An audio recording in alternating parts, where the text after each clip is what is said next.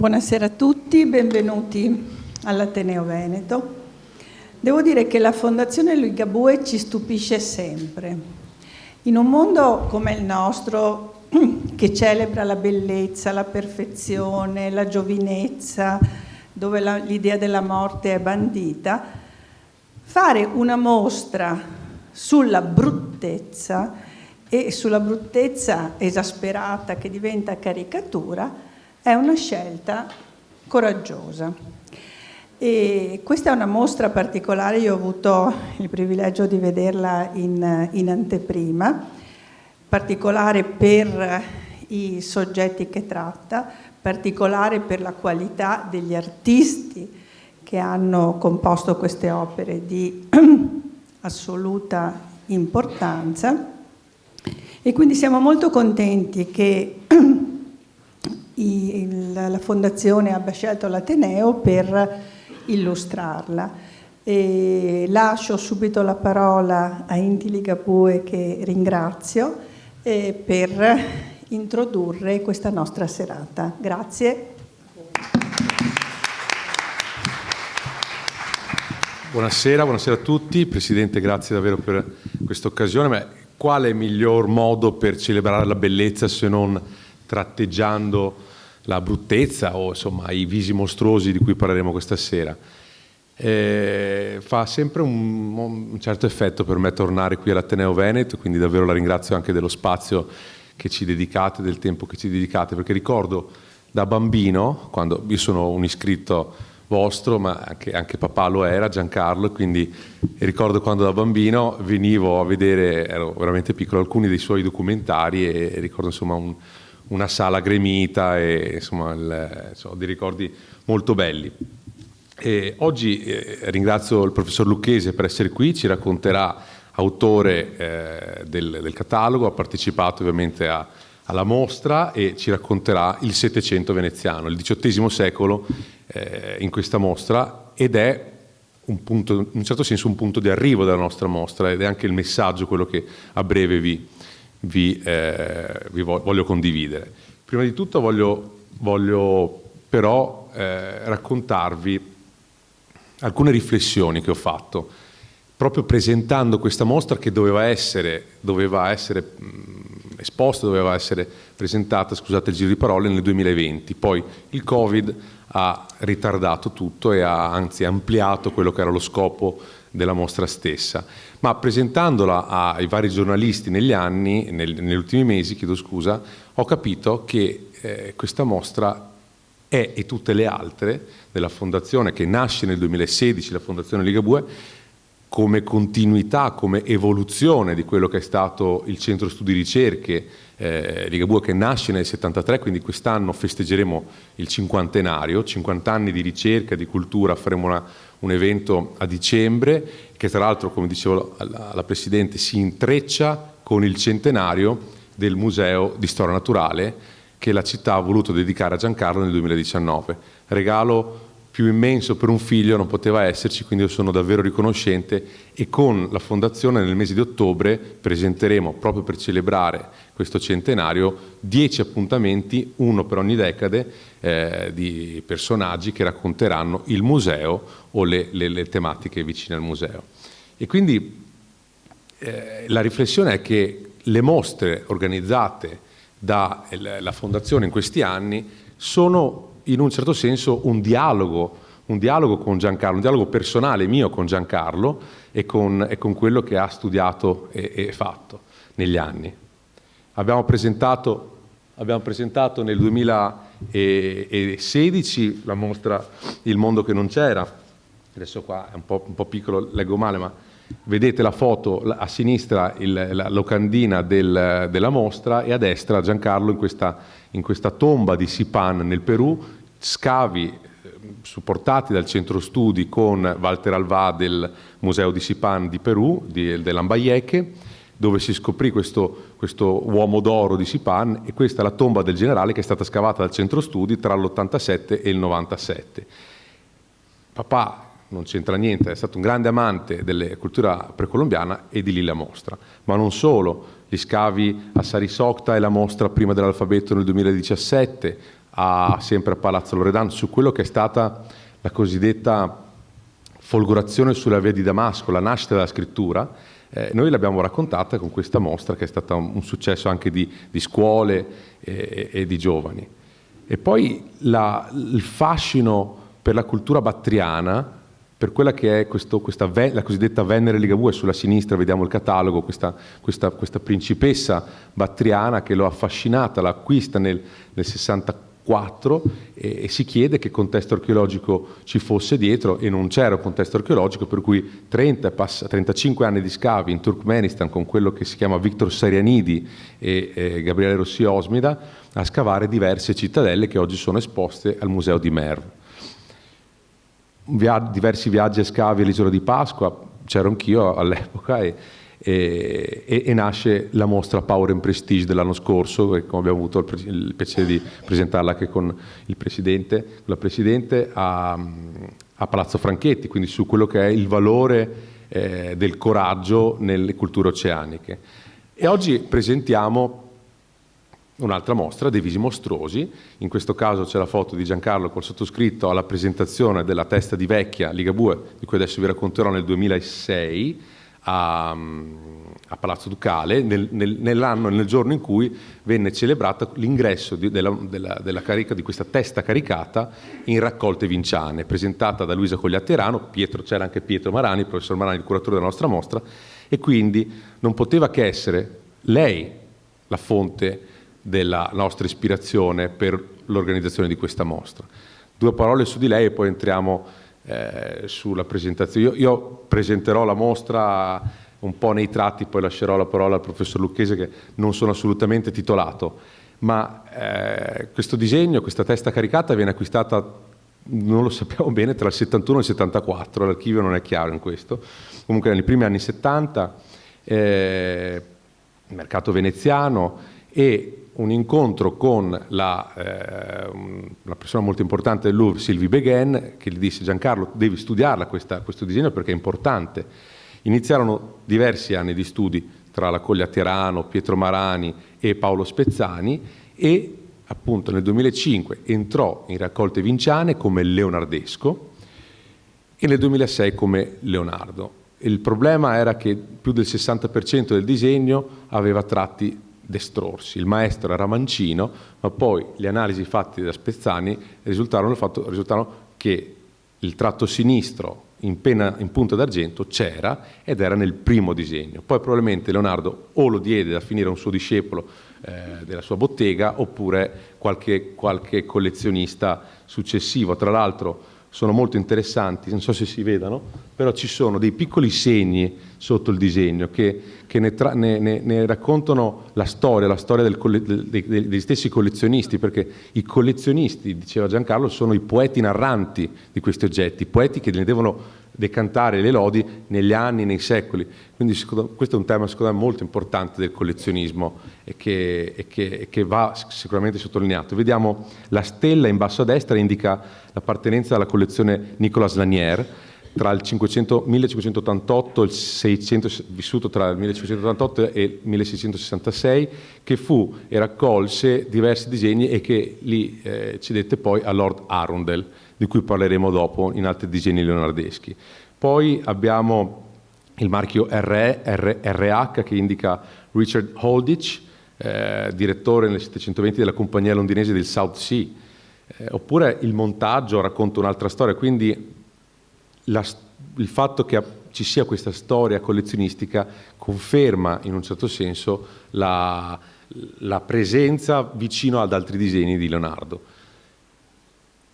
Vediamo una testa di vecchia con un viso mostruoso, perché abbiamo una bocca sdentata, un triplo mento, un naso e degli occhi cadaverici, però poi proseguendo vediamo una capigliatura di una giovinetta, vediamo soprattutto una posa di una giovinetta, quindi dritta, non gobbosa, e vediamo un piccolo fiorellino a raccogliere i capelli nella parte superiore.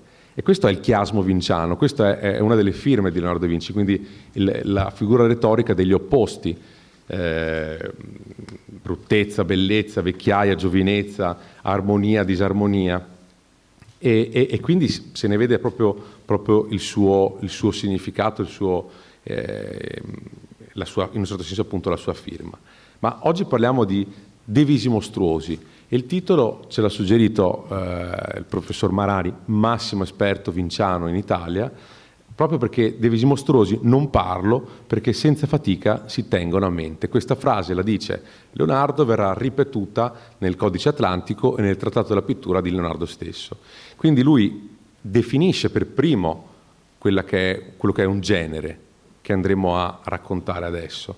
E oggi non parleremo di caricature in termini moderni, quindi in termini di sorriso o di beffa, ma inizialmente parleremo di quelle che il Baldinucci afferma essere teste caricate, quindi caricate di qualche cosa che andava a esprimere un vizio, una virtù morale, una caratteristica dell'animo, e quindi da lì l'idea della nostra mostra, organizzata con Marani, ma anche con il professor Lucchese, è il fatto che queste teste caricate che vanno a descrivere il genere partono da Leonardo, e adesso vi spiegherò dove, e piano piano attraverso c'è un percorso settentrionale che parte da Milano, dal periodo milanese di Leonardo, passa per Bologna, il naturalismo dei Carracci, e arriva poi nel Settecento, nel XVIII secolo, a Venezia.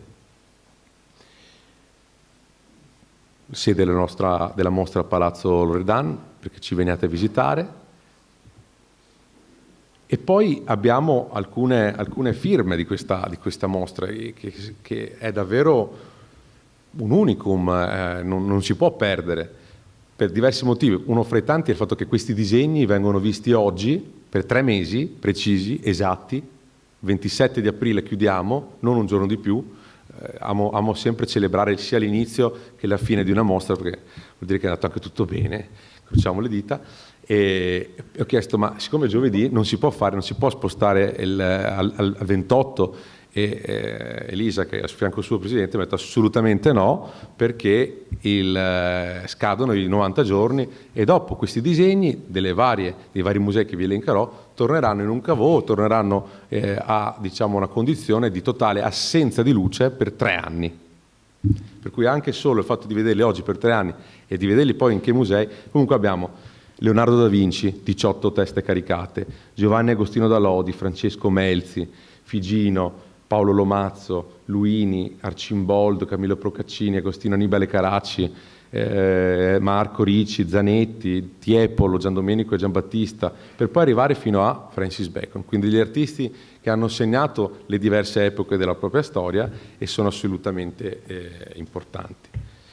2 parole sui prestatori. Nella foto vedete l'allestimento, il sottoscritto Pietro Marani in centro e Lord Cavendish, il duca di Devonshire, personaggio incredibile che ci ha prestato delle teste caricate assolutamente importanti, ma sono presenti gli Uffizi, sono presenti la Pinacoteca di Brera, la veneranda Biblioteca Ambrosiana, il Museo del Louvre, la Giorgio Cini, Galleria dell'Accademia, il Sainsbury Center e le collezioni Devonshire.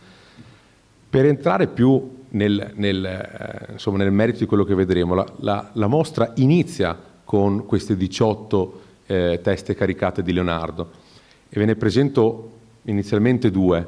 Quella di sinistra arriva dalla Biblioteca Ambrosiana ed è stata definita una delle più spietate, in cui l'essere umano è visto in tutti i suoi vizi morali, no? E vediamo quello che potrebbe essere un popolano che si atteggia da nobile nella postura, nella posizione, però poi ha una bissacca e un cappellaccio appunto da popolano. C'è il contrasto appunto della posa, e poi le caratteristiche fisionomiche, ossia il naso all'insù, il doppio mento, lo sguardo in un certo senso vacuo, fanno emergere vizi morali, quali la pusillanimità, la corruzione dell'animo o l'oziosità. Quindi Leonardo inizia a descrivere questi moti dell'animo. Invece a destra vediamo l'unica e vera caricatura, che si ritiene caricatura nel senso moderno del termine, è un francobollo di 3 centimetri, quindi veramente bisogna portate gli occhiali quando venite, non tutti sono così piccoli, ma... ed è una rappresentazione rapace con la bocca semiaperta, il naso aquilino, l'aspensorio, la posizione del braccio e il collare di un chierico, di un prete, che probabilmente Leonardo non amava, e che, di cui c'è una storia, una faccezza in cui un chierico, un prete entra nel suo studio, gli bagna con l'aspensorio le tele, lui si lamenta, il prete o il chierico dirà: di uno che fate in terra 100 riceverete da lassù, questo è scritto dal Melzi.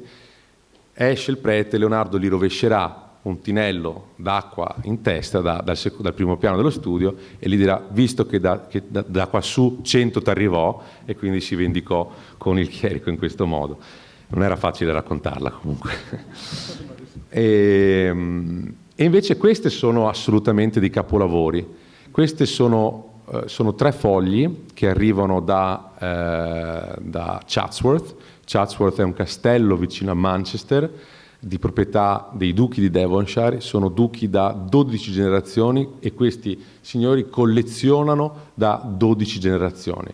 Quindi non vi dico, è visitabile, sono illuminati nella condivisione, si passa da archeologia a disegni di Leonardo, a statuaria contemporanea, tutto. Sono assolutamente invidiabili, ma sono assolutamente anche molto appunto aperti nella condivisione di questi tesori, e il duca di Devonshire, che ho avuto la fortuna di conoscere, ci ha concesso questo prestito. Questi disegni non escono dall'Inghilterra da quando sono stati acquistati dal trisavolo del duca di Devonshire nel 1723 da Lord Arundel, successivamente da Lord Arundel, che era un importantissimo, come abbiamo citato prima, collezionista di Leonardo, un successore di Lord Arundel.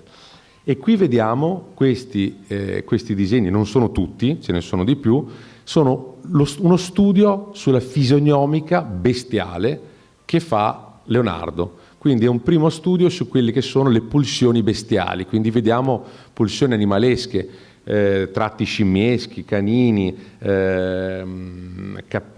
caprini anche un po'. Ci sono appunto delle evoluzioni zoomorfe molto molto molto marcate e che esprimono questa prima idea di Leonardo. Ma perché presentiamo queste? Perché se vedete c'è soprattutto in mezzo c'è una signora con una capigliatura a cono, che oltre a rappresentare il tema della vanitas, che adesso vi vediamo se è qua, non qua, però questa signora e altri verranno copiati, ispireranno altri artisti attraverso incisioni, attraverso pubblicazioni, e questa ispirazione inizia questo percorso, inizia questo viaggio che poi arriva fino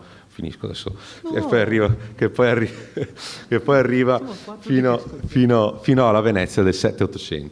Io c'ho l'acqua.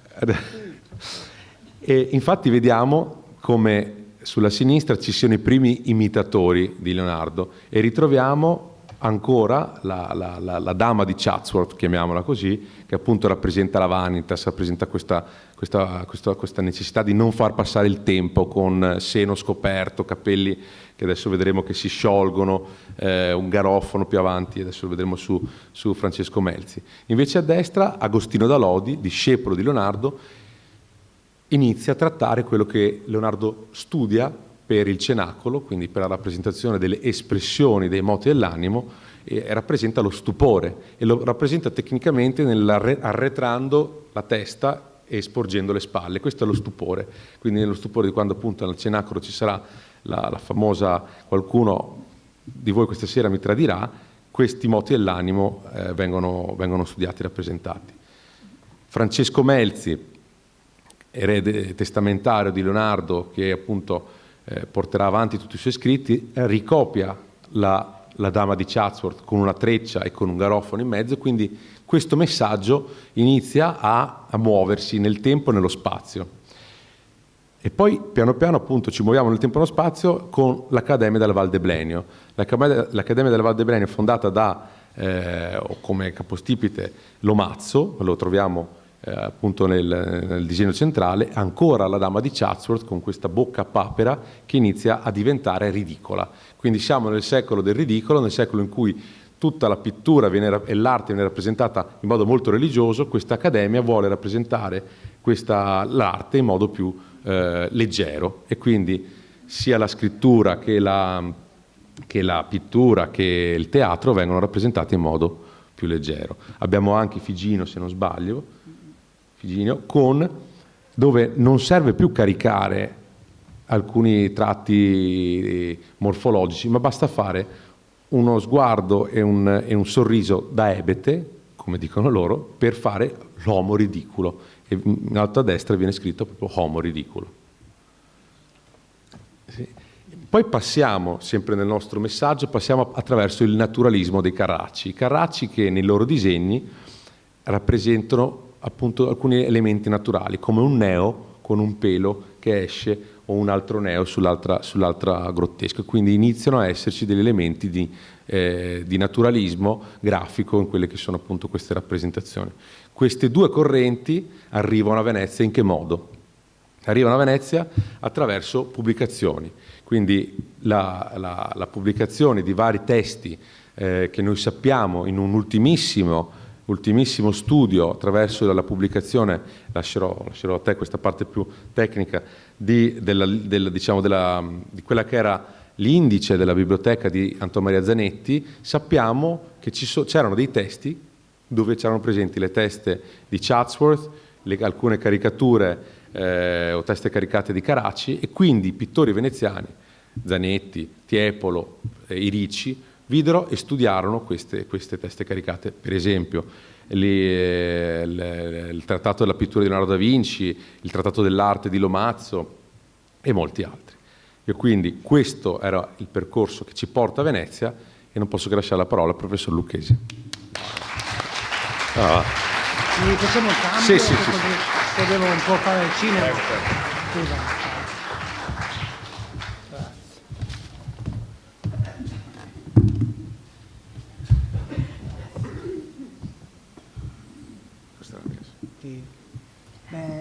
Grazie dottor Ligabue di questa bella presentazione. Sembra anche di essere un po' così. Innanzitutto voglio ringraziare il dottor Ligabue per aver creduto in questo progetto scientifico, che è un progetto, mi viene una parola francese, d'essai, cioè come il cinema, no? È una cosa, qualcuno direbbe sofisticato, magari anche con una punta di invidia, perché muovere dei disegni che hanno dei costi di assicurazione con un allestimento bellissimo, avete visto l'immagine, è veramente è stata un'idea magnifica, un progetto importante. Io sono molto onorato di aver partecipato a questo progetto. Dei visi mostruosi non parlo, per quanto mi riguarda caricatura e caricaturisti del Settecento veneziano. Caricatura, non caricatura, cioè il genere della caricatura. Il dottor Ligabue ha finito la sua presentazione parlando di questa biblioteca, di questa raccolta libraria che si trovava a Venezia, esattamente vicino alla chiesa di Santa Maria Mater Domini, nella tuttora esistente Corte Zanetti, nella casa appunto di questa famiglia, dove è abitata da alcuni personaggi chiave del Settecento veneziano omonimi: Anton Maria Zanetti il Vecchio, il famoso collezionista di disegni, tra cui anche i disegni per Migianino, provenienza Arundel un'altra volta, ma anche dilettante artista, grande conoscitore, uno spirito cosmopolita, e suo cugino, in realtà nipote, cioè Anton Maria Zanetti il giovane, uno sopra l'altro. Al piano di sotto stava il Vecchio, e il Vecchio aveva, che era nato nel 1680 e morì nel 1767, aveva questa incredibile raccolta di volumi che viene perfino elogiata anche nella guida del 1733 scritta dall'omonimo cugino, che era in realtà andata dispersa una meravigliosa silloge di volumi illustrati della serie. Ma quanti libri hai? Ah, ma mica li leggo, guardo solo le immagini. Ed è così, perché era un'intelligenza figurativa quella di Zanetti. E questo inventario fu presentato nella mostra del 1969, curata da Alessandro Bettagno alla Fondazione Giorgio Cini, nella sezione illustrativa sul personaggio. All'epoca in cui, quando nel 2015 io stavo facendo il catalogo delle caricature della Fondazione Cini, non si sapeva ancora dove fosse finita, se aveva una riproduzione fotografica. Oggi sappiamo, grazie allo studio di Kowalczyk dello stesso 2015, che questo inventario di libri si trova nella collezione che fu proprio di Alessandro Bettagno. E in quella collezione c'era, tra i tanti libri illustrati, lo vedete nella fotografia in bianco e nero, un recueil de test de caractère, eccetera, eccetera, fatta da Monsieur le Comte de Caylus, Parigi 1730, edito da Pierre-Jean Mariette, che era un amicissimo di Anton Maria Zanetti il Vecchio, il quale in una pagina del suo album di caricature, che oggi si trova alla Fondazione Giorgio Cini, ci sono 3 grandi album di caricature del Settecento veneziano. Uno è quello della Fondazione Giorgio Cini a Venezia, l'altro era quello del console Smith, il grande protettore di Canaletto, che si trova a Windsor Castle, proprietà del re d'Inghilterra, e poi il terzo, quello di Algarotti, il grandissimo Algarotti, si trova oggi invece all'Israel Museum di Gerusalemme, grazie a Gell-Mann.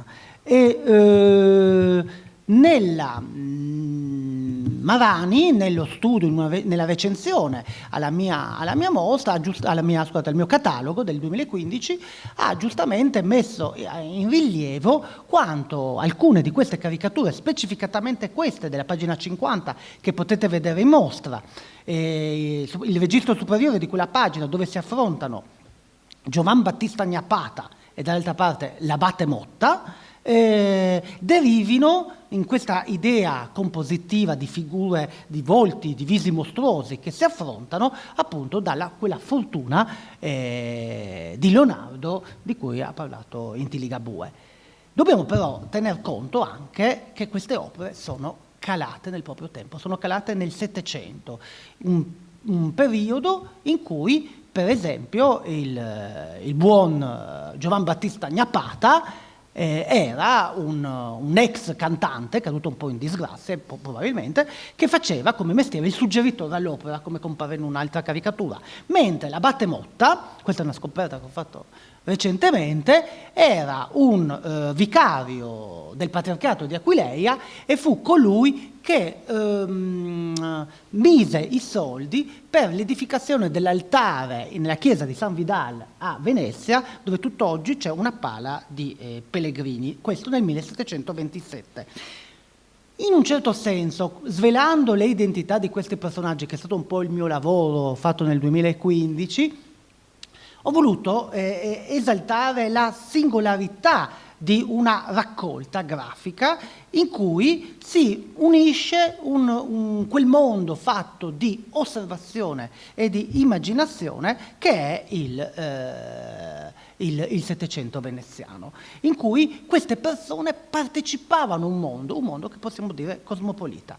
La pagina intera è questa, che potete vedere appunto alla mostra, in cui, come notate, il riferimento a Leonardo poi si collega a quelle 2 immagini a figura intera, diciamo nel piano inferiore, come a casa Zanetti, e seguendo un'idea di Bill Barcham nella mostra Tiepolo Ironia Comico, in un certo senso abbiamo come una storia figurata, no? Che si apre davanti a noi. Sopra i 2, scusate, brutti musi che si affrontano, no? Gnapata, suggeritore all'opera, e l'Abate Motta che si è tolto la parrucca e si è messo la berretta da notte. Sotto invece un cantante esagitato e un uomo in maschera, ma su questo parleremo dopo. Comunque, notate come se da una parte c'è appunto l'idea di visualizzare i visi, di puntare, di focalizzare l'obiettivo satirico, o meglio lepido, sui volti. Dall'altra parte invece sono i corpi che interessano. E, visto che parliamo di Zanetti il Vecchio, è giusto anche farlo vedere. Queste sono 2 altre pagine dell'album Zanetti che non sono in mostra, ma sono alla Fondazione Giorgio Cini, però sono piuttosto famose, forse qualcuno le ha già viste, soprattutto quella con quel grassone in vestito eroico che sta cantando un trillo talmente acuto che supera la punta del campanile di San Marco e va a cadere sulla libreria Marciana. Dall'altra parte invece c'è questo signore che ci guarda e sorride, sorride con un sogghigno, insomma un sorriso un po' lieve, come molti personaggi del Settecento, è tratto da un pastello di Rosalba Carriera, una stampa di Faldoni, e raffigura proprio Anton Maria Zanetti il Vecchio, figlio appunto di Girolamo, il quale volle creare probabilmente negli anni 50 questa collezione di raccolta di caricature della sua vita, legate soprattutto all'opera lirica, autore del montaggio e di parte dei disegni. Il disegno che raffigura Bernacchi, questo famoso castrato, ecco perché è così obeso, perché purtroppo a causa della castrazione che si aveva all'inizio dell'età adolescenziale per mantenere la voce, pensate, ne castravano 100 e soltanto 1 su 100 diventava un grande cantante, gli altri facevano una vita miseranda, erano specializzati a Napoli, a Venezia, con castrazioni anche casalinghe, per mantenere questa voce incredibile, perché avevano una voce da donna ma con la intensità maschile, con l'ampiezza anche toracica, praticamente dei mostri viventi che crescevano, poi anche diventavano come dei capponi perché gli cresceva lo sterno, non invecchiavano. C'è tutta una questione. Il più famoso di tutti era Farinelli, no? All'epoca, che fu allievo di Bernacchi ed è stato anche lui raffigurato all'interno dell'album Zanetti, perché questi erano i divi del melodramma dell'epoca.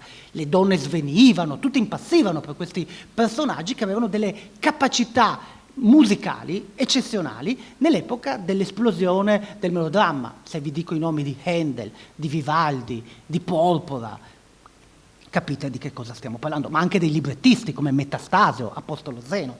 Un momento eccezionale in questa pagina che giustamente Petrobelli, che è stato un grandissimo storico del teatro, ha definito il frontespizio della collezione, una collezione che si fissa effettivamente su questa mania, o meglio, per usare una parola settecentesca, smania per l'opera, dove appunto si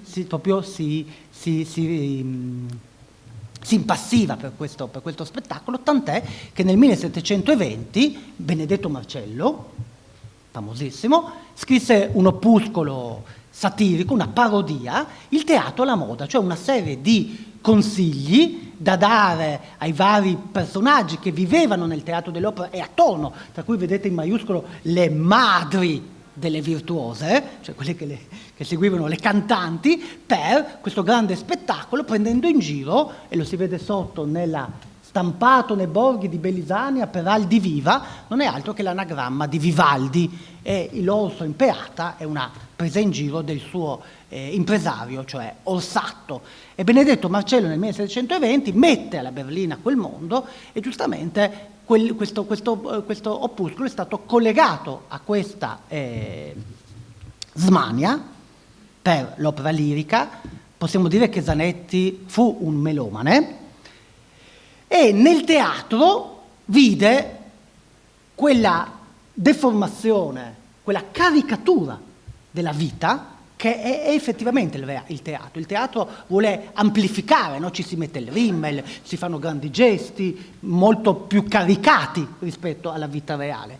E Zanetti capisce questo e a pagina 82, nel 1742, ultimo giorno di Carnevale, va al teatro di San Giovanni Grisostomo, l'attuale Malibran, e come vedete pedina una delle sue adorate dive, ormai però è passata un po' qualche stagione, la Vittoria Tesi Tramontini, detta la Moretta perché era una mulatta, e lei è vestita da Diana con un'enorme freccia, perché c'è Diana Endimione, e lui dietro, vedete, mascherato, altissimo, perché era molto alto d'altezza, tanto da quasi toccare l'orlo del foglio, mentre fa la caricatura della adorata Germana. Meno male che era adorata, perché se lo odiava. Quindi Venezia nel Settecento, questa città cosmopolita in cui tutto il mondo va a visitare, è la città dell'osservazione e dell'immaginazione. O per usare le parole di Carlo Goldoni, di cui parleremo tra poco, è la città dei suoi 2 libri, Il mondo e il teatro. È la città, per usare ancora le bellissime definizioni di Starobinsky, dell'agire e del sentire, dello spettacolo iconoclasta che ogni giorno si perpetua per catturare l'istante, perché l'istante è quasi più importante, no? In questo mondo che sembra così effimero, dove anche la noia è importante.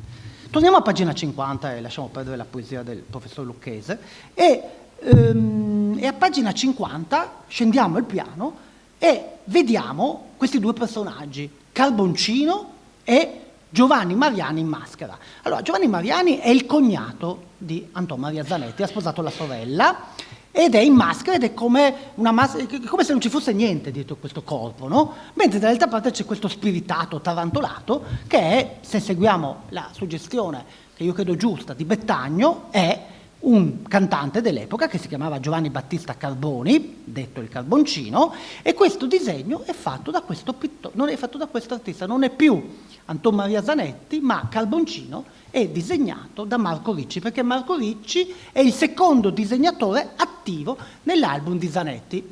Non vi ho raccontato la storia di questo album, anche perché è difficile un po', bisogna fare delle ipotesi. Un'ipotesi, anzi, però supportata anche da delle evidenze documentarie, è che Zanetti avesse raccolto nella sua vita tutta una serie di caricature anche dentro delle lettere, ecco perché vedete spesso delle pieghe, e poi le abbia attaccate per fare questi teatrini, ricordandosi anche di questo suo amicissimo oltre misura, per usare le parole dello stesso Marco Ricci, appunto il bellunese, famoso paesaggista, forse qualcuno lo conosce come paesaggista, ma Marco Ricci fu anche un famosissimo scenografo teatrale, e come scenografo teatrale andò in Inghilterra,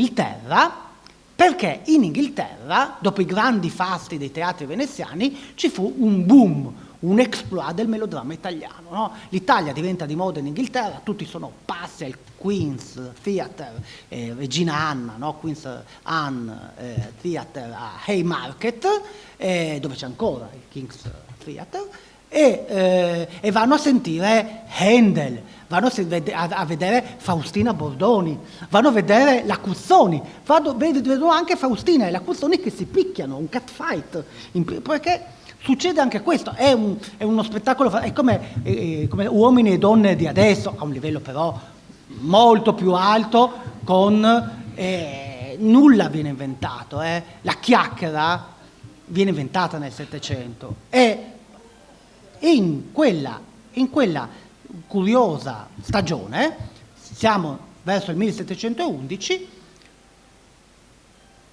il buon Marco Ricci realizza anche questo dipinto che è stato recentemente passato da Christie's, ha costato quasi 550.000 euro, un piccolo dipinto che raffigura una prova d'opera. Non sono i cantanti nel teatro, ma sono a casa di qualcuno che stanno provando l'opera, e sappiamo anche chi sono. Al centro non è Bernacchi, ma un altro castrato obeso, Nicola Grimaldi, detto il Nicolino, il quale aveva interpretato a Haymarket la parte di Pirro nella omonima opera, arrangiata da Haym, che infatti si vede alla tastiera del clavicembalo con il vestito rosso, mentre attorno ci sono gli altri cantanti.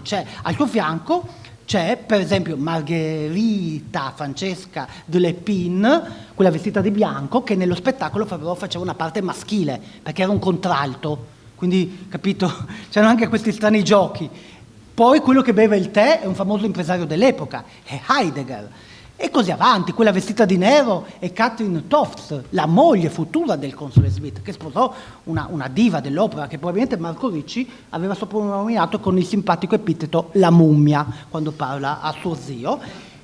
Ci sono i due, questa cosa gli è piaciuta, queste cose alle spalle dei cantanti, ci sono 3 quadri, quadro nel quadro. Al centro un paesaggio, specialità di Marco Ricci, al fianco 2 ritratti in ovale, e sono Marco Ricci e Sebastiano Ricci, perché Marco chiamò Sebastiano a Londra per prendere il posto di Pellegrini decoratore a Chatsworth. Dopo tutta questa identificazione, uno però guarda questo dipinto e gli viene il sospetto: ma queste persone sono reali o sembrano come delle marionette, delle caricature, ma come dei pupazzi, no? dei burattini? E lo sono in un certo senso, è una piccola scatola che si apre e assomiglia a quel casotto di burattini che a pagina 53 dell'album Zanetti potete vedere. Sotto c'è la grande caricatura raffigurante Anton Maria Zanetti di spalle, che sta guardando un'altra persona in piazza di San Marco, che non è altro che quel Bernacchi della prima pagina, quello del Trillo, che invece di avere l'abbigliamento da scena è in veste, diciamo così, civile, no? Non è più in divisa, e sta godendo di Pulcinella in piazza San Marco, nel casotto dei burattini. Questa immagine è molto interessante perché ci illustra poi un aspetto che ovviamente oggi non possiamo capire in tutta la sua complessità di Zanetti, che fu un valente burattinaio.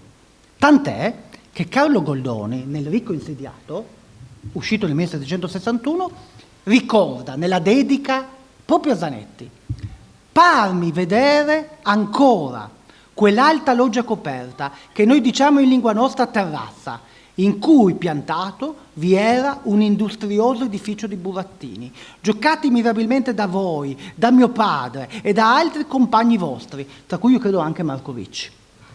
Ed ecco come il destino, che mi voleva portare al teatro, principiava sin da quel tempo a spargere i semi, nella fantasia e nel cuore. Di nuovo, la fantasia, che vuol dire immaginazione, e il cuore, che vuol dire proprio osservazione, che vuol dire realtà. Questa è Venezia nel Settecento, e questo è Zanetti. Zanetti caricaturista.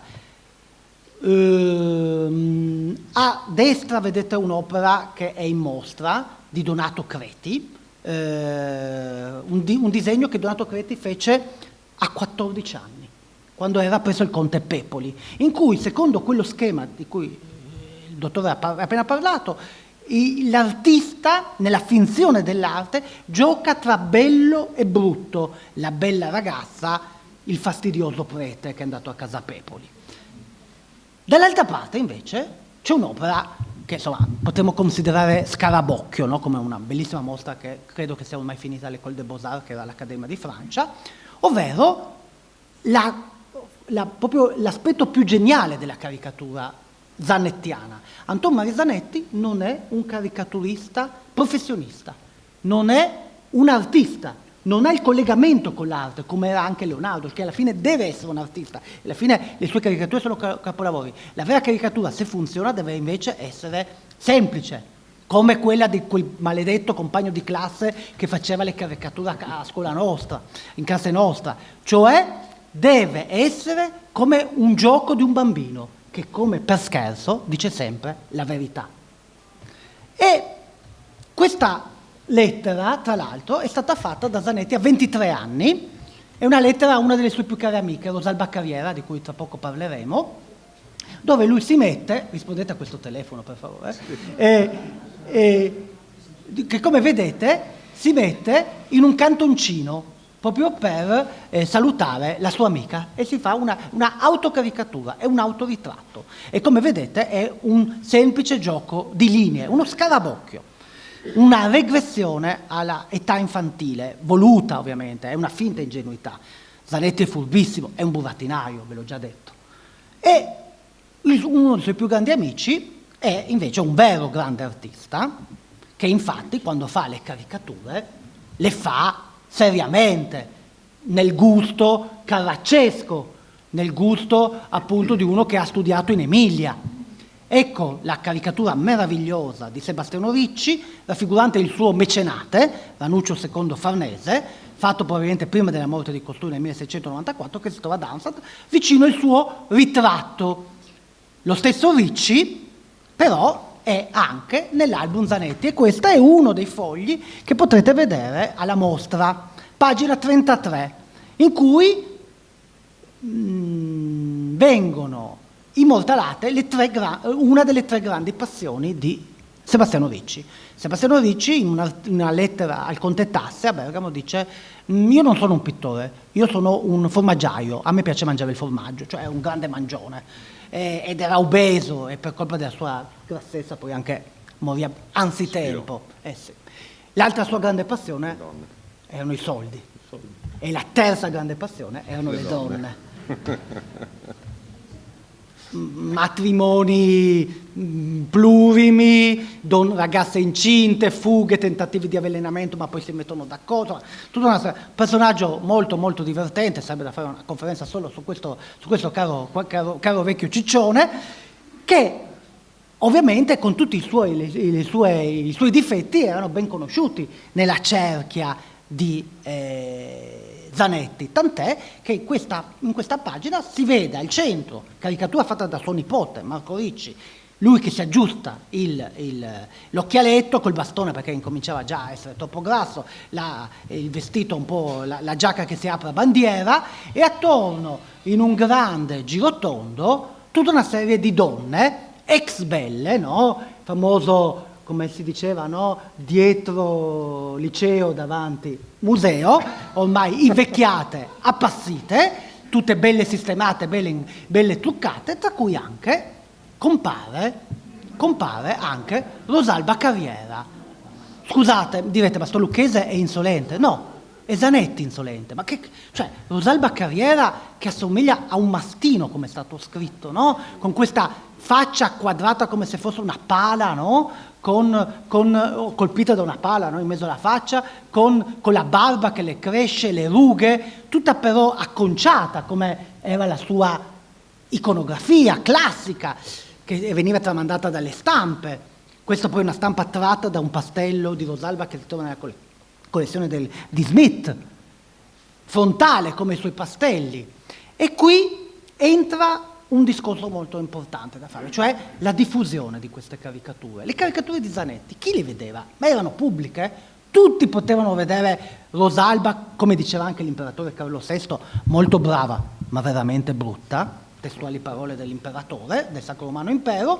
Ebbene, questi disegni erano fatti per una cerchia cosmopolita di conoscitori, di amanti del disegno, dell'arte e anche della musica, come Gaburi a Firenze, come Marietta a Parigi, come Caylus a Parigi, l'abate Conti, e poi anche gli stessi artisti. Rosalba si divertiva degli schiribizi, come si scrive in una lettera di Marco Ricci, e anche dello stesso Zanetti, di cui era amicissima. Un altro disegno molto bello che c'è in mostra è questo, che raffigura al centro un nobile serbo, il conte Sava, che fu un grande protettore di musica, ma anche colui che portò le famose sculture venete al giardino d'inverno all'Ermitage. E quindi possiamo dire che la cosiddetta cerchia di Zanetti, di Rosalba Carriera, non è una cerchia chiusa, ma una cerchia che si allarga in tutta Europa. Scusi. Scusate. I telefoni si sentono benissimo. I telefoni si sentono benissimo. Ah, va bene. No, perché di solito urlo come una scimmia impazzita. Tra l'altro questo disegno è interessante perché vedete una bellissima sequenza di figure, tra cui un uomo vicino al conte Sava al centro che reca un cappello sotto l'ascella. Dall'altra parte c'è un sonetto che non è altro che un sonetto di Giorgio Baffo, quindi c'è un altro collegamento con la cultura dell'epoca, e questo Cagnana, che è un personaggio dell'epoca, piuttosto famoso perché si lavava anche poco. Tra l'altro attorno ci sono, per esempio all'angolo sotto c'è Antonio Denzio, che fu colui che portò il teatro, il melodramma veneziano a Praga, al teatro Stark. Quindi in tutta questa baraonda, in alto, come fosse un regista occulto, di spalle di nuovo, Antonio Zanetti, giovane, lo vedete proprio in alto vicino al pretaccio. Un'altra caricatura presente nell'album è la tedesca, Josefa Pirker, detta la tedesca, assieme a due pretonzoli di misura piccola.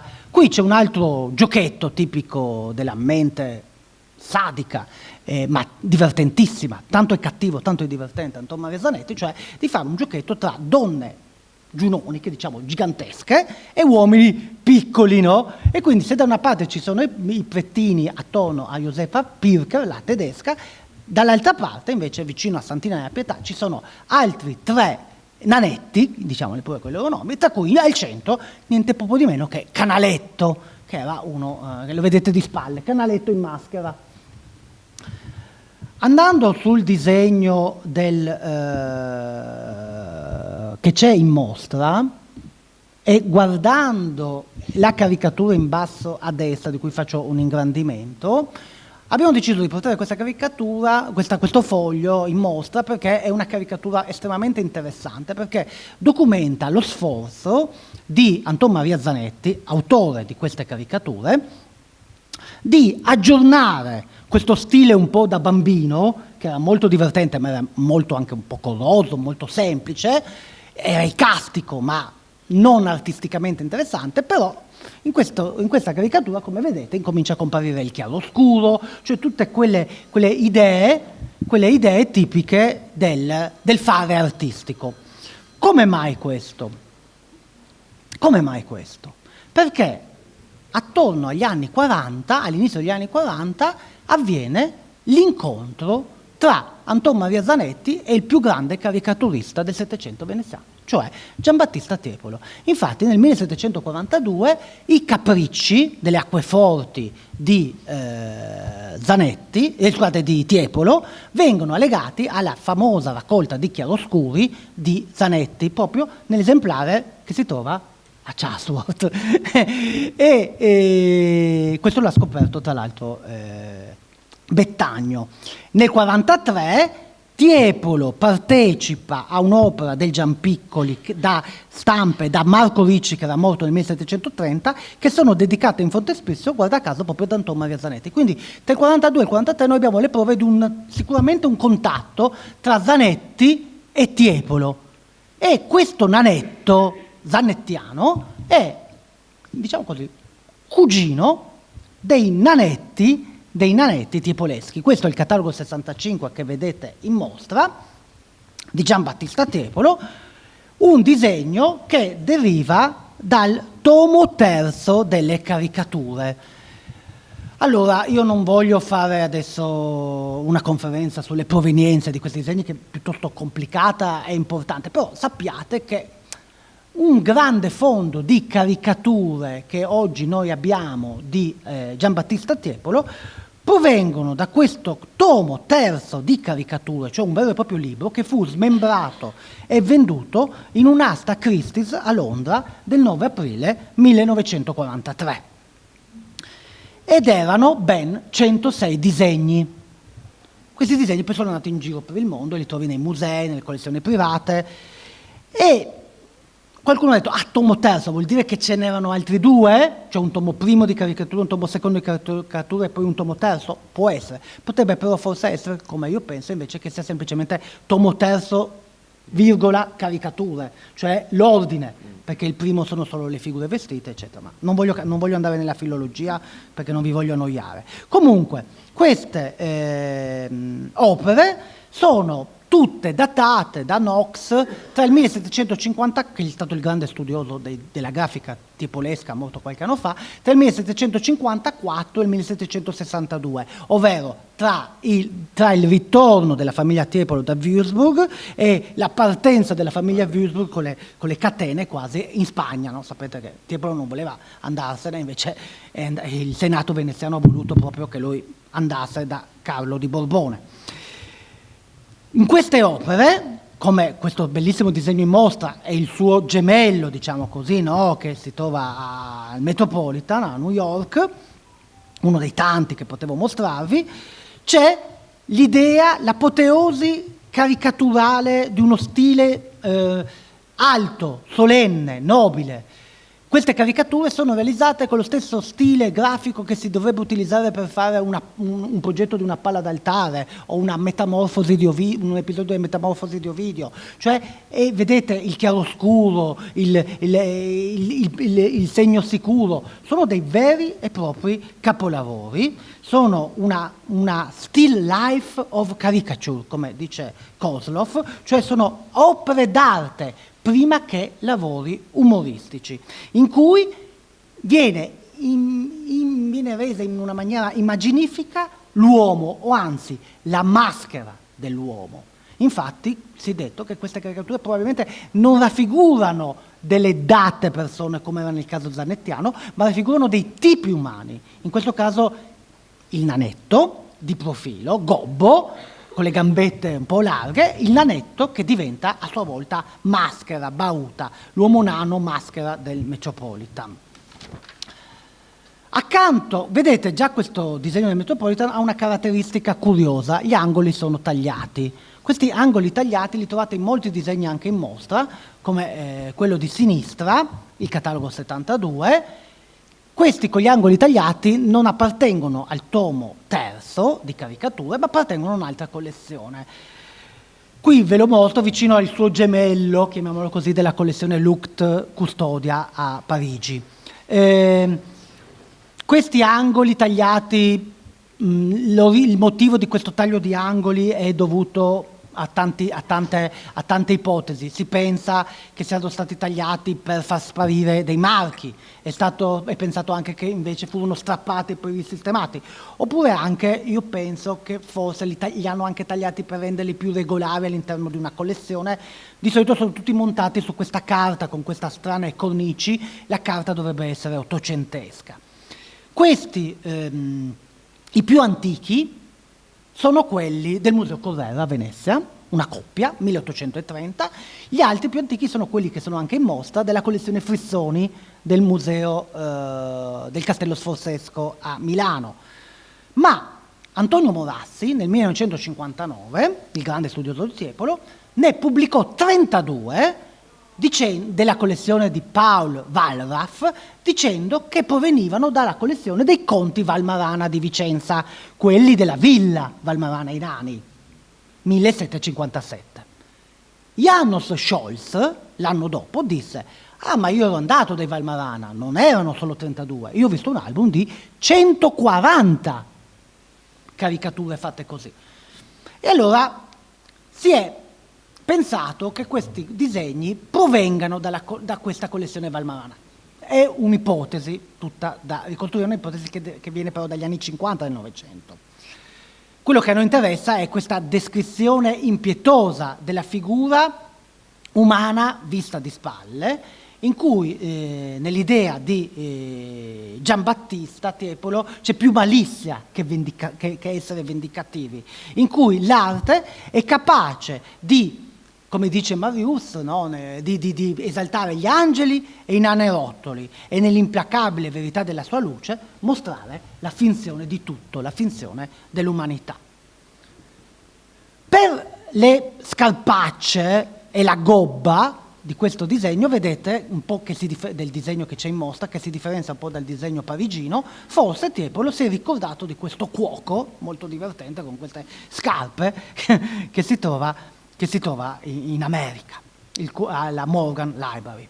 Quindi, in un certo senso, se mi permette questa citazione mozartiana, Madamina, il catalogo è questo, cioè una raccolta di identikit della umanità, e tra cui, per esempio, in mostra di nuovo a sinistra c'è questo pancione, questo grassone, con il suo gemello che si trova al Metropolitan Museum, alla collezione Lehmann invece, che è ancora lì. Questi disegni, già collezione Valmarana, già Wallraff, hanno però sotto l'iscrizione Tiepoletto veneziano 1760. Quindi la famosa idea che questi disegni siano collegati alla famosa decorazione della Villa Valmarana decade. Quindi un enigma. Comunque, a noi interessa soprattutto questa serie di identikit di maschere in carne ed ossa, tipi e caratteri universali della fauna umana, dove, passo avanti con due disegni che sono in mostra, la violenza della deformazione, come scrive Adriano Marius, esalta la superiorità dell'arte sulla natura, anche in relazione al brutto. Infatti, il fine è mostrare che esiste pure una bellezza nella difformità. Quindi, in un certo senso, Tiepolo è come Leonardo, è un artista, rende questi disegni bellissimi, come il catalogo 61, che proviene dal tomo terzo, e invece quell'altro del Castello Sforzesco, che tra l'altro mi permetto di correggere, il catalogatore non sta leggendo si è appisolato il prete con l'occhialetto in mano. Se uno va a vedere, c'ha gli occhi chiusi e si è addormentato. Per noi questa è una serie molto bella, la mostra, vedrete una serie di figure tutti un po' ingobbiti, con una bella pancia da pulcinella, che tentano di stare seduti sulle sedie. Ma cosa vedete? Quando uno ha la pancia grande e la gobba ha delle difficoltà, e quindi c'è tutto uno studio su come questi tentano un poco di mettersi.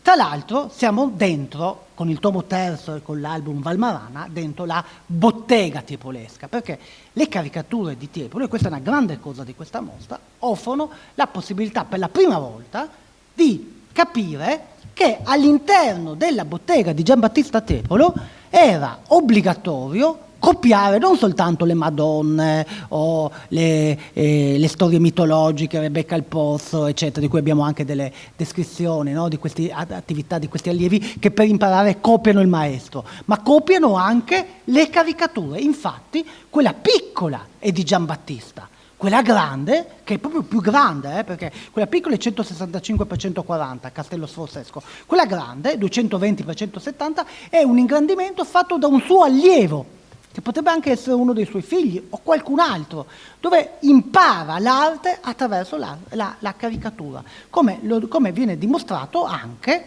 da questo confronto tra il disegno che c'è in mostra con quelle scritte là sotto, catalogo 73, e il cosiddetto gemello, uno dei suoi gemelli che si trovano al Metropolitan Museum, in cui nell'iscrizione, vedete, si uniscono la varia questione delle provenienze, Valmarana, Wallraff, ma anche i conti Sacchetto di Padova. I conti Sacchetto di Padova erano dei conti dei quali nel 1955 Giuseppe Fiocco comprò 3 caricature con gli angoli tagliati, oggi è la Fondazione Giorgio Cini, e poi probabilmente la collezione Algarotti, perché nel 1854, sappiamo, c'è la notizia di 2 grandi libri di immagini umoristiche di Tiepolo, proprietà dei conti Algarotti. Però giustamente Knox dice potrebbero però essere di Gian Domenico, e potrebbero essere i divertimenti per i ragazzi, con cui finiremo, e le scene di vita quotidiana. Quindi l'unica via per capire se le opere sono di Giambattista o dei suoi allievi è l'analisi stilistica, perché queste opere non sono firmate. E questo disegno bellissimo è sicuramente di Giambattista, con questo nanetto, no? Con le 2 gambe stecchetto, la gobba a proteggere senza più collo, e la parrucca come una specie di nuvola col temporale dell'acquarello. Un'opera bellissima, fatta secondo questo stile solenne tiepolesco, con questa strana iscrizione 41, che probabilmente si legavano a delle numerazioni, sul quale disegno Kozlov nel 1961 ha scritto delle bellissime parole. the opposite of the human facade, no? L'opposto della facciata umana, cioè l'idea di mettere le figure di schiena, perché la schiena, scrive questo grande studioso, è concepita per registrare e magnificare ogni debolezza umana. È un esercizio puramente formale, nel quale si irride senza farsi irretire dalle facce. Quindi è una scelta quella di non far vedere le facce, perché quando si vede la faccia si rimane sconvolti, perché guardate il volto grifagno di questo ecclesiastico, il quale, che è in mostra, accanto al frate del museo di Montpellier, entrambi di Giambattista Tiepolo, lo ritroviamo poi in basso a destra, invece nel Teatro dei Burattini di Gian Domenico Tiepolo, di ubicazione sconosciuta, tratto dalle scene di vita contemporanea degli anni 90 che Gian Domenico Tiepolo, il figlio di Giambattista Tiepolo, fece. Quindi che cosa possiamo dire? Che quei disegni che abbiamo visto fino adesso di Giambattista Tiepolo probabilmente rimasero nella bottega di Gian Domenico fino alla sua morte, 1804, e dopo furono venduti. Questo discorso vale anche per il Cantastorie, in cui compare tra il pubblico pagante, diciamo così, uno dei disegni che vedete, bellissimo, questo disegno di Giambattista, un'astrazione. Tra l'altro il disegno di Gian Domenico è firmato e datato 1791. Queste scene di vita quotidiana degli anni 90 sono il trasferimento in uno spazio empirico di una società ormai degradata. In un certo senso la caricatura, nel senso contemporaneo del termine, alla Daumier, di critica, sta nascendo qui. Bonicatti, nel 64 su Altaventa, scrive: per la prima volta il teatro viene osservato al rovescio, dalle quinte anziché dalla platea, ritraendo il pubblico di spalle, comprendendo in un'unica azione scenica la grande finzione teatrale della società. In un certo senso, Gian Domenico, utilizzando il disegno del papà, capovolge il canocchiale che serviva per vedere quei bellissimi cieli affrescati dal babbo. Quindi l'idea del riuso di invenzioni paterne, in cui, come si vede in questo disegno del Metropolitan Museum, che ci sembrerebbe di Giambattista, ma sotto Gian Domenico ha scritto molti anni dopo, con un altro inchiostro, la sua firma, come per rivendicare la sua formazione di un artista che all'esordio veniva criticato. Il suo esordio fu nel 1747-49, l'oratorio di San Polo, la Via Crucis, che forse qualcuno di voi ricorda. Quando Gian Domenico fece questi dipinti fu criticato, perché dicevano le persone che quelle figure sembravano delle caricature. Ed è vero, perché Gian Domenico si formò sulle caricature del papà. Così come all'interno della bottega tiepolesca c'erano anche i guardi, perché i guardi erano lo spirito di Gian Antonio Guardi, l'autore di questo disegno, che bussa. Se ci sei, batti un colpo.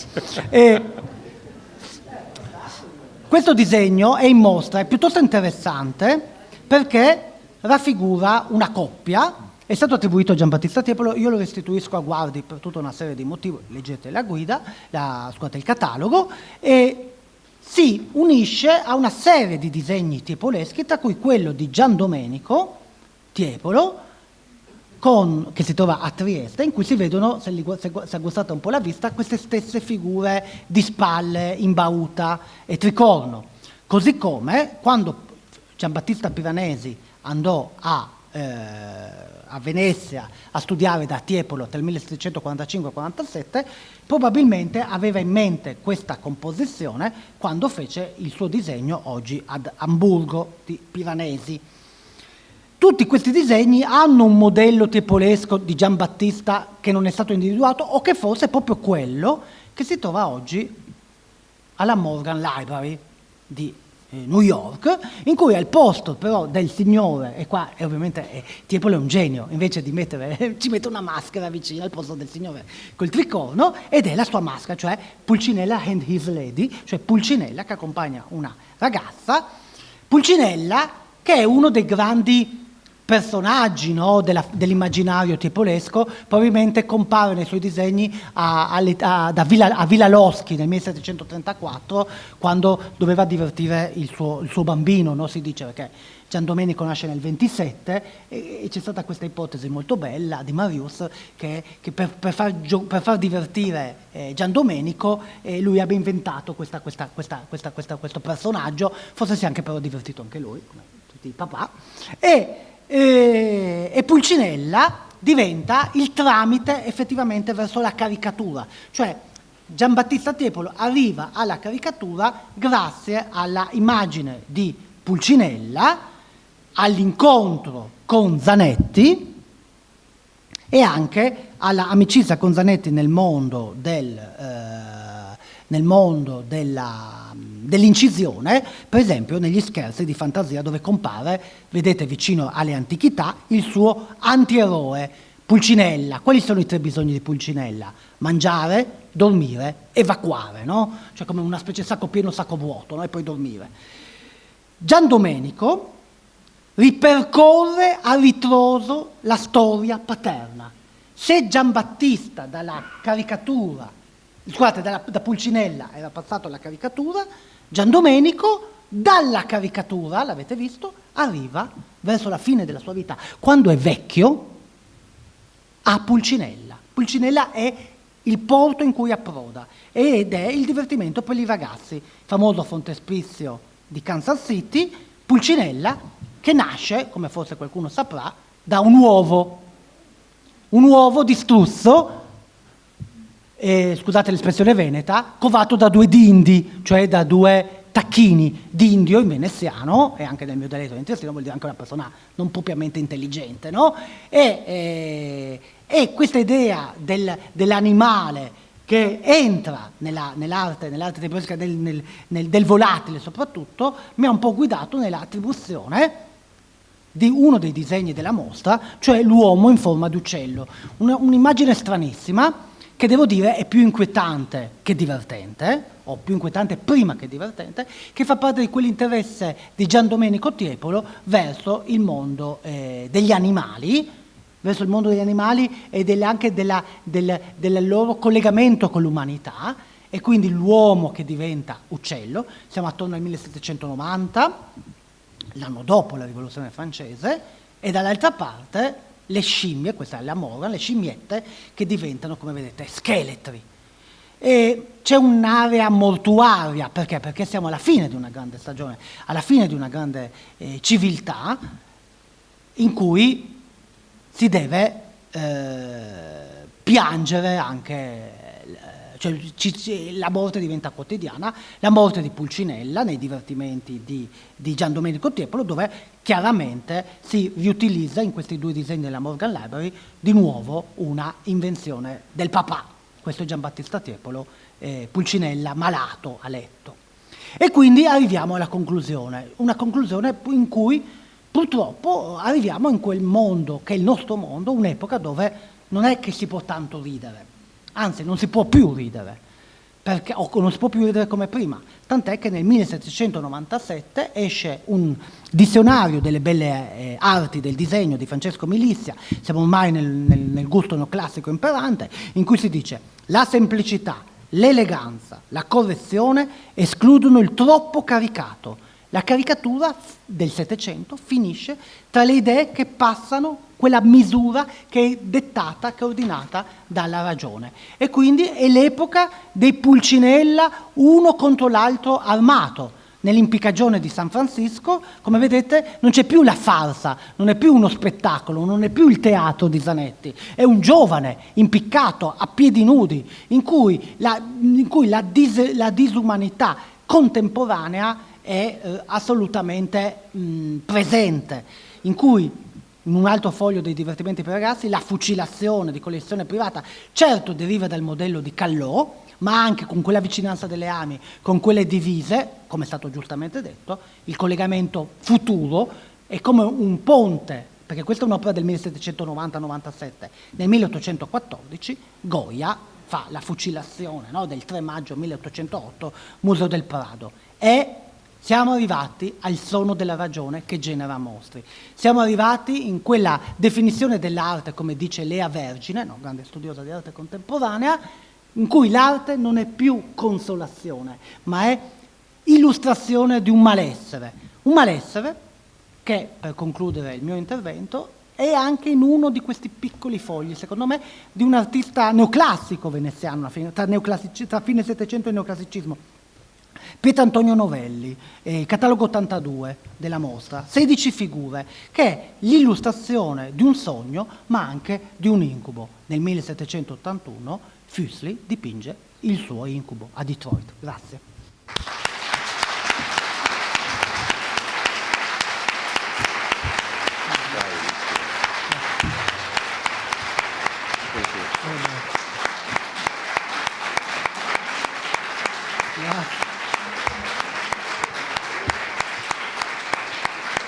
Mamma mia!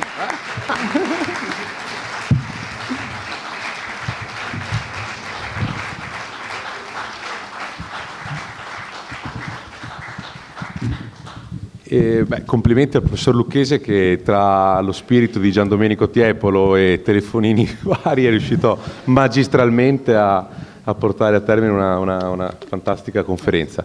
Vedete alle mie spalle sono solo due immagini per raccontarvi come finisce la mostra. La mostra finisce filologicamente con il Settecento veneziano, con quanto descritto dal professor Lucchese, ma abbiamo voluto fare un salto nella modernità con questo superlativo trittico di Francis Bacon, con il ritratto di Isabel Rosterny, in cui, d'accordo con il professor Marani, abbiamo voluto raccontare proprio come Francis Bacon, un artista moderno, rappresenta attraverso la deformità e la destrutturazione del volto, del fisico, del corpo, rappresenta l'inconscio e l'interiorità, proprio come faceva Leonardo, quindi tanto più di altri è vicino a Leonardo in questo, anche se non nel nostro percorso filologico.